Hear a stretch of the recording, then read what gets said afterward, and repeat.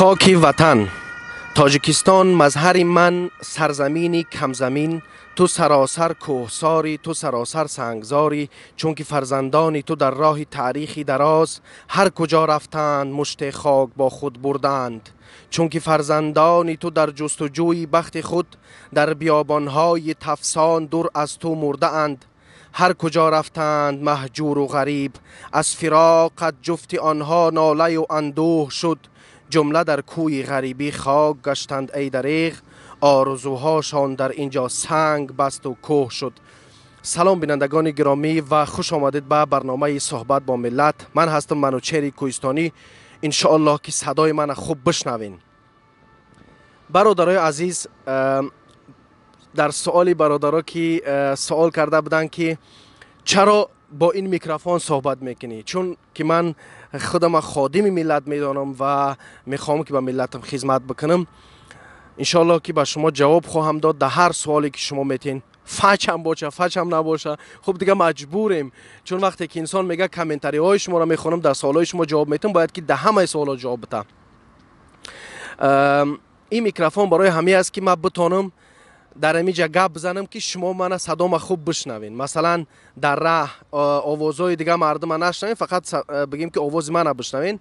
این میکروفون برای همو قای ایصد بگیم که متر میتونی که گپ بزنی و صدات هم خوب میآید بدون مشکل. خوب، شروع میکنیم از خواندن نظرات شما، نظریه هایی که شما نوشتین و کامنتاری های شما دوستان عزیز. خب، صحبتی تکان بخش مرد مهاجر از اینجا شروع میکنیم. یا برادر بسیار چیزی خوب نوشته بود، در حقیقت یک تاریخی غمگین کننده، یک قصه ای که در حقیقت تکان دهنده است. نوشته است: سلام برادر کوهستانی، من یک مهاجر هستم. به شهر مسکو رسیدم، با اتوبوس تا شهر میتیش رسیدم. یک کافه به نام حلال هست، در آنجا تاجیک بچه ها تاکسی هستند. به پیش آنها آمدم، گفتم من پولی کم دارم، نو از وطن آمدم، 450 روبل میدهم به 12 کیلومتر مرا برید. یکی از آنها به من گفت 600 روبل. گفتم ندارم، آنقدر که شما میگویید روید نمی شود. شب به وقت بود. در راه یک تاکسی من کنم. دختری به نام نتاشا گفت چند سومه که دهی می شود. من با او 200 روبل دادم. این قصه هست که 3 ماه مرا نمی ماند که آرام باشم. این هست برادری مهاجران تاجیک ما، الحمدلله. برادر عزیز، یکمش که خواهش میکنم که وقتی کامنتاری نویستین کوشش بکنین که خواندهش بشه. خوب است یعنی که بهت سه، اما یعنی که خوبش بنویس. مثلا یک مهاجری همتم نه هستم.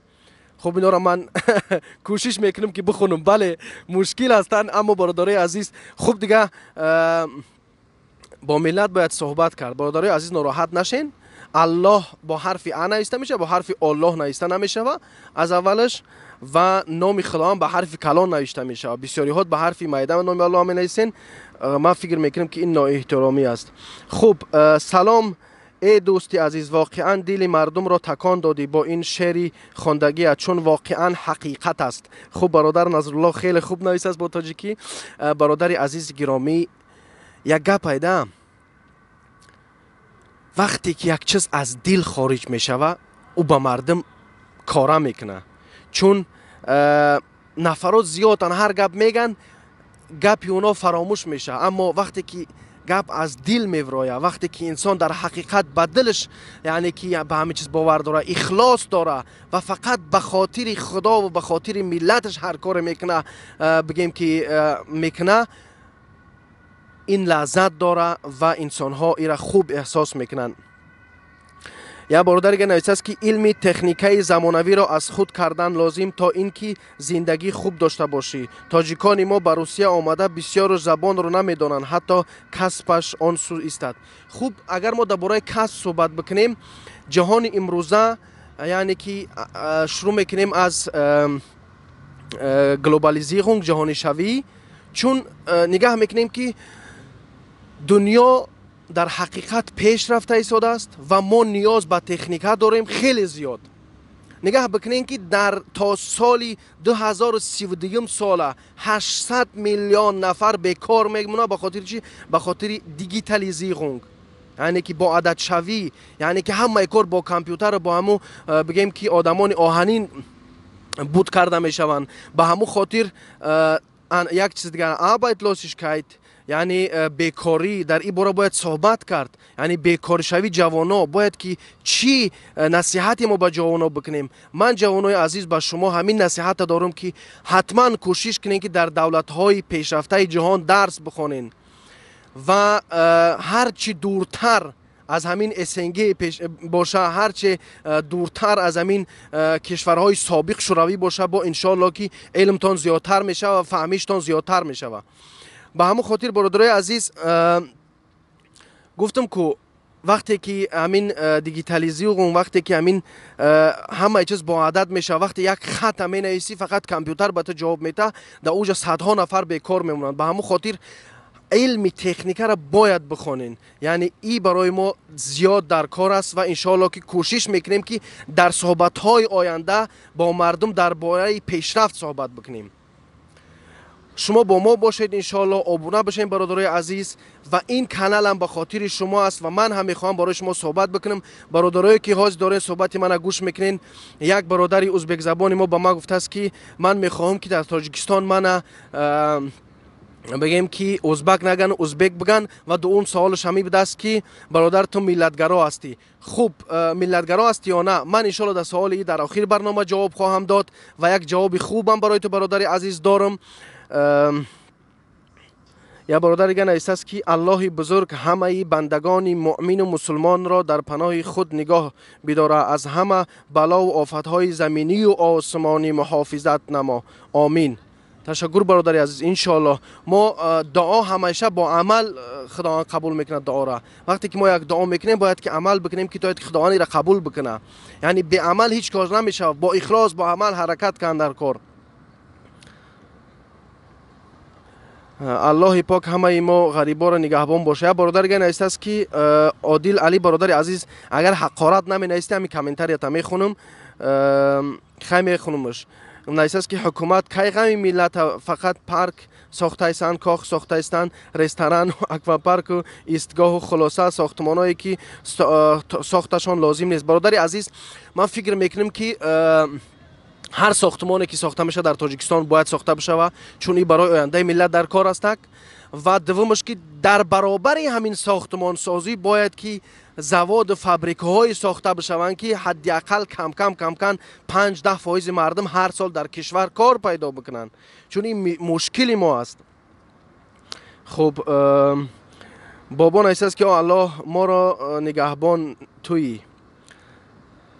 سلام علیکم منوچهر کوهستانی، زنده باشید. نیکی نمیدونم چی بگم، دلم میکفه. آخی پیش بابایی ما در امو قشلاقا زندگی میکردن، سخت بودن، آزیر همه پرستاتیت شیدن. ای دست زندگی را بیاین اما کسا یک جا شیم انشاءالله خوب میشوه. نفس کشتن در کار، زنکار را در غم شو کسلی روی شیدن. برادر عزیز با یک باریگه ما برای شما میگم برادر عزیز اکرم فامیلیت نمیخونم. پیش از این که یک کامنتر هم نویسین حداقل کوشش بکنین که 50% درستش بنویسین که خواندهش بشوه، چون من کامنترهای شما را دوستای عزیز همین وقتی که ویدیو میکنم همین وقت میگیرم میخوانم، چون من فکر میکنم که خیلی با مزه و با لذت است که من چی فکر دارم. وقتی که من تئوری ببینم فکر خود من نمیتونم گفته. منوچهر جان زنده باشی. کم است مثل شما بر این برنامه شیردل. تشکر برادری از. من فکر میکنم که هر نفر این ملت باید شیردل باشه، چون که زندگی قدر کرای نداره که از همه چیز بترسی. بسم الله بگین حرکت کنین تا آدم یک ریسک نکنه زندگیش خوب نمیشه.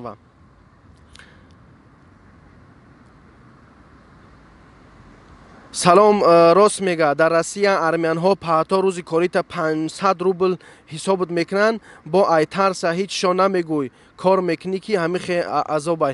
برادر عزیز در حقیقت چون که بسیاری نفرها که در روسیه میتونن که کار پیدا بکنن یا که کار پیدا میکنن از همه بیشتر 80% فکر خودم میکنن.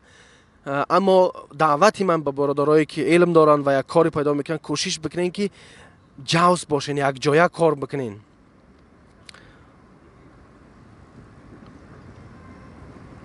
خوب راست گپ میزنی، یک تشکر.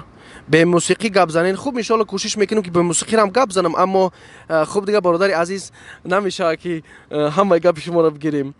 موزیکای گم که نفهمیدم. خوب برادر. السلام علیکم و رحمت الله و برکاته. برادر منوچهر کوهستانی، رحمت شما با باور میکنید که بیزار شدم از همین خیل زندگانی در وطن، جای کار نیست، روسیه میای کار میکنم، پولی کار نمیتین. 1 سال 4 ماه شد از بچه ها دور، سوم ندارم که روم. دعا کنید در حق ما غریبا. من برای هر فرزند این ملت دعا میکنم که خداوند مشکلای همه شما را آسان بگردانه. در حقیقت ما یک مشکلی بگیم که بیکاری داریم، که ملت بیکار است، اما ان شاء الله با کوشش شما فرزندان این ملت تاجیکستان آباد خواهد شد. خوب یا برادر احساس که فریاد کن پیشت کارشان بده. برادر عزیز، من حاضرش دعوت کرده ایستادم برای علم و درس زبان آلمانی داده ایستادم. خوب از دست من همین کار میاد برادر عزیز گرامی. من نمیتونم که همه کاره باشم، اما کوشش میکنم که هر چیزی که از دست میاد برای ملت بکنم. چون وقتی نفر میخواد با خدا باشه باید با ملت باشه. وقتی که با ملت باشی خدا تو را دوست میداره.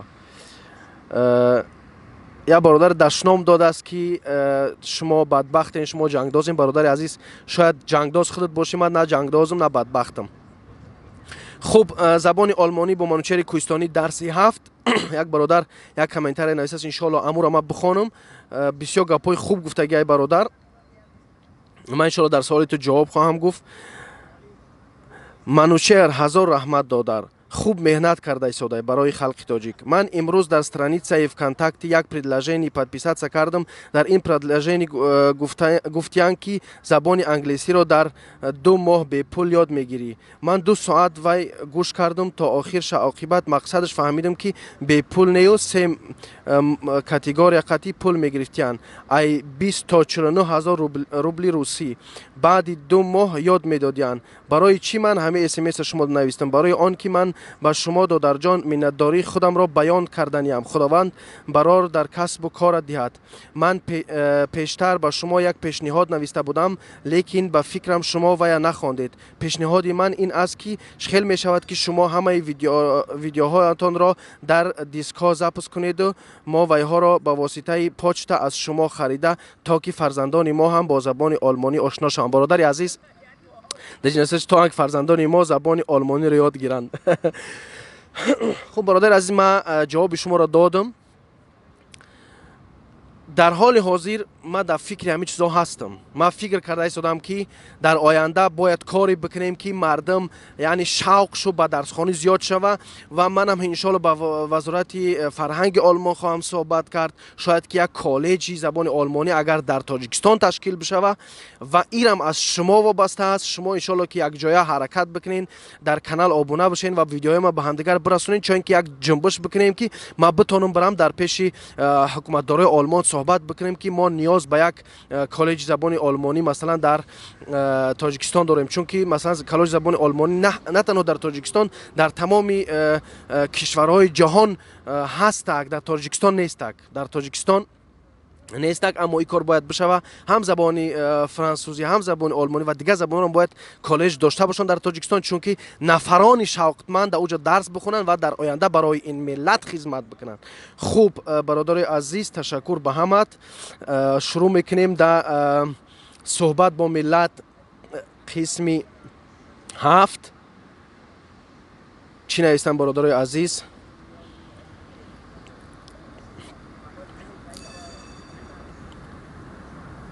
یا برادر احساس که میکروفون تغم نباشه، آباد باشه شیرنر. تشکر.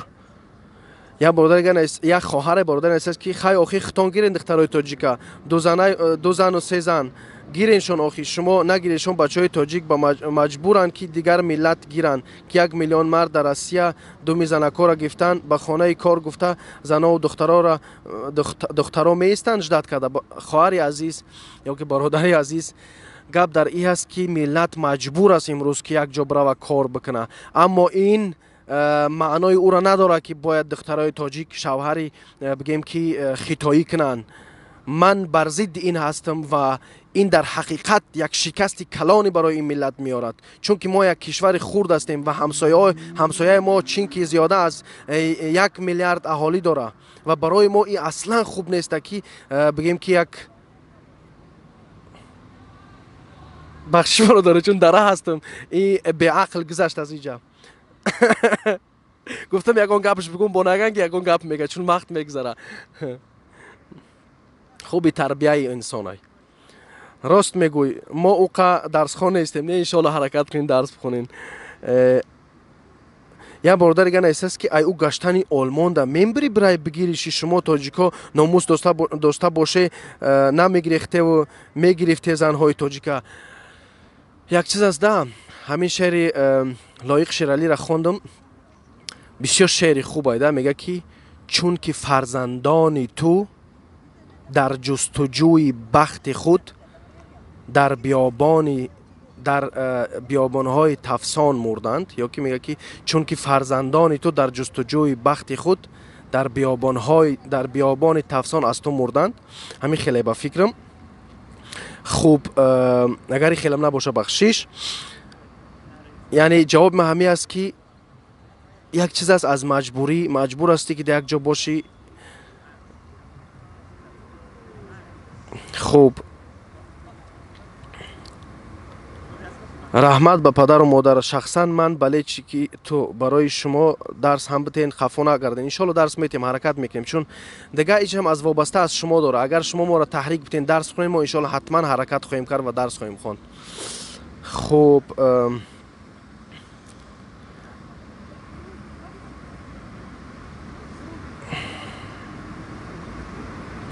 منوشیر جان سلام به شما، زنده باشید. اگر ملت تاجیک مثل شما با ناموس ها شعرهای نر با ناموس میداشت امروز این ملت را بدبخت نمیکردند. برادر عزیز ان شاء الله کوشش کنید که هر یک از شما بگیم که فرزند این ملت باشین. اما تشکر. یا برادر است که این میکروفون در دستت یا پایه استال اکا. این میکروفون ای بهترین سخن گفتی برادر. این خیتایی مسلمانه یا بت پرست؟ خیتایی مسلمانش بسیار ای.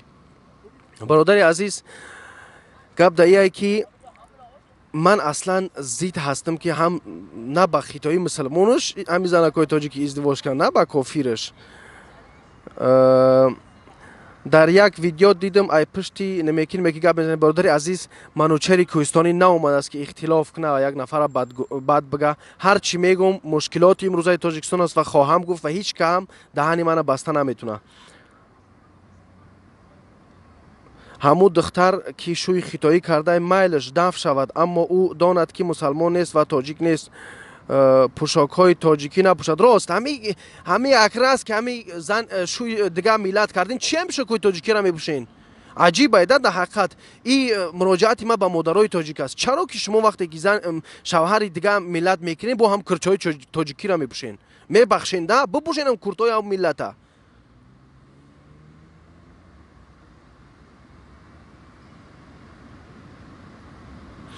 برادر عزیز کوهستانی چون از وطن بیرون بروین سالهای سال به وطن بر نگردید، البته دختران نیز شوهر خواهند یافت.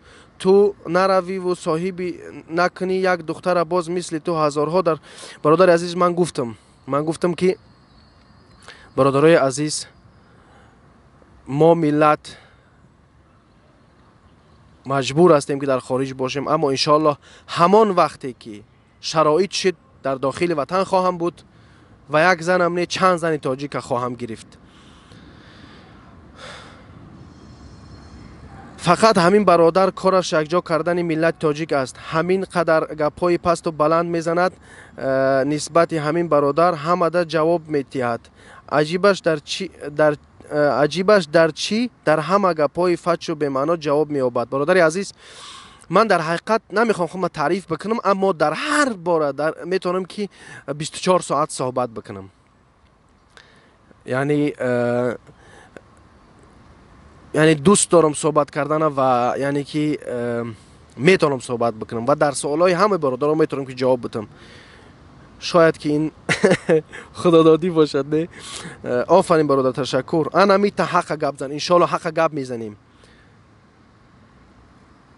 به نام الله قسم سخنات 100% راست است، لیکن این ملت بی‌پروا شدگی برای آن که با رهبران بی‌پروا دزدون میچون میسرا. تشکر برادر. سلام برادر. یا برادر است که سلام برادر، برمن میرای ای فرانکفورت بیا یک آش تاجیکی کنیم خوریم ان شاء الله. برادر عزیز، من یک چند روز پیش در مهمانی برادرها بودم، باور کن یک آشی با روغن ذخیر کرده بودند، بسیار مزه‌دار بود، بسیار خوب بود. تشکر از برادرها و از مهمان نوازی دوستا. سلام برادر گرامی، زنده باشی، بهترین سخنان را میگویی، خدا همیشه سربلندت گرداند. منوچهر کوهستانی. تشکر برادر عزیز. ایش نشد نتونستی رفته از نو آموز. تشکر برادر. آموختن گناه ندارد، همیشه باید آموخت. با یا برادر است ممبری در گیروپا نگردی بیایی دخترای تاجیک بگیری، ان شاء الله میگیریم. منو چر دادر نمیکی نما دادر هیچ کنستم. میگم اکا یا برادر دشنام داده است که ما با لهجه افغانی صحبت میکنم. برادر عزیز، امی سوال امی جواب دندانشکن اما برای تو میتم که ما با یگان لهجه گپ نمیزنم. وقتی که مردم با لهجه بگیم که نصفش روسی نصفش تاجیکی گپ میزنن، تو اونا را هیچ نمیگوی. یک برادرت که کوشش میکنه که 100% بگیم که تاجیکی گپ بزنه، هر گپش میگوی. این مشکل در خود است برادر، این مشکل تا پیدا کن. یا برادر است تو خودت چی با لهجه افغانی گپ میزنی؟ مسلمان برادر عزیز، ما با لهجه تاجیکی گپ میزنم. خوب، تشکر برادر عزیز. هر چی بود خواندم. برادر عزیز کامنتاری تو کم شدگن، بنویس کامنتاریات و جوابم با برادر ازبک زبان مو در تاجیکستان. برادر عزیز، من بدگری به ملت شما ندارم. وقتی که شما من ملتگرا میگن باید فکر بکنید. من ملتگرا نیستم. وقتی که من دعوت میکنم ملت تاجیک و درباره تاریخ تاجیک صحبت میکنم، وقتی که من درباره بخارا و سمرقند صحبت میکنم، میبخشی برادر، ازبک هیچ وقت سمرقند بخارا نداشت، این مال تاجیکا است. به همون خاطر وقتی که من درباره وطنم صحبت میکنم، شما نباید به من بگین که من ملتگرا هستم. اما من فکر میکنم که هر شهروندی که در تاجیکستان زندگی میکنه حق زندگی را داره و بگیم که کنستیتوسیون تاجیکستان هم میگه، قانون اساسی تاجیکستان هم میگه. من مشکلاتی با شما ندارم. یعنی وقتی که ما درباره سمرقند و بخارا صحبت میکنیم، شما نباید ناراحت شین، چون این وطن ما است. هیچ وقت هیچ ملت سمرقند بخارا نداشته. این سمرقند بخارا مال تاجیکای. بعضی هات وقتی که روابط تاجیکستان خوب نبود، فقط سمرقند بخارا میگفتین. هازی همت خب کاگین، نه اگون تا سمرقند میگن، نه اگون تا بخارا میگن، همت خب کاگین، همت پلاکین، ارتیست هم پلاکیش دیگه. بعضی ها ناموس هم میفروشی. وقتی که من درباره سمرقند بخارا صحبت میکنم، چوی وطنی ما استک، چوی خاک وطنی ما استک. هیچ که حق نداره که دهانی من محکم بکنه و بگه درباره سمرقند بخارا گپ نزن. و برادری ازبک زبان بگذار که ازبکت بگن. همچون در زبان تاجیکو بسیاری ها میگن که ازبک های، اما اگر بگیم که ازبکت نفره، بگذار که ازبکت بگن. من هیچ بدیتی به ملت ندارم. وقتی که من درباره وطن خودم صحبت میکنم، وقتی که من درباره یک جای صحبت میکنم که تاجیکا از اونجا هستن و همیشه هزار ساله ها بگیم که زمین تاجیکستان بوده، زمین تاجیکا بوده، شما نباید ناراحت بشین. شما نباید ناراحت بشین که ما میخواهیم که درباره وطن ملت خود ما صحبت بکنیم. وقتی که من ملت تاجیک، وقتی که من مردم تاجیکستان میگم، من بدی به شما ندارم. شما هم یکی از بگیم که شهروندای همین کشور هستید. باقی برادرای عزیز، هر نفری که این ویدیو را گوش کرد، در هر باره که فکر دارین درباره دنیای شوی جهان و درباره بگیم که با عادت شوی جهان و درباره بیکاری و فکر شما درباره آینده تاجیکستان و تاجیکستان را، یعنی که در 10 سال آینده چطور میبینید، دیگر دعا بکنید انشاءالله که ملت ما از همه ظلم و بگیم که بی‌عدالتی نجات بیاوه. هر خطاگی کرده باشم برادرها بخشش، سخت گفته باشم، تند گفته باشم، برادرای عزیز گرامیم، به همت احترام دارم. کوشش بکنید که کامنتاری بنویسید و ویدیوهای مرا به دیگه نفرها برسونین. دیگه باقی در امان خدا باشین. زنده باد تاجیکستان و ملت بزرگ تاجیک.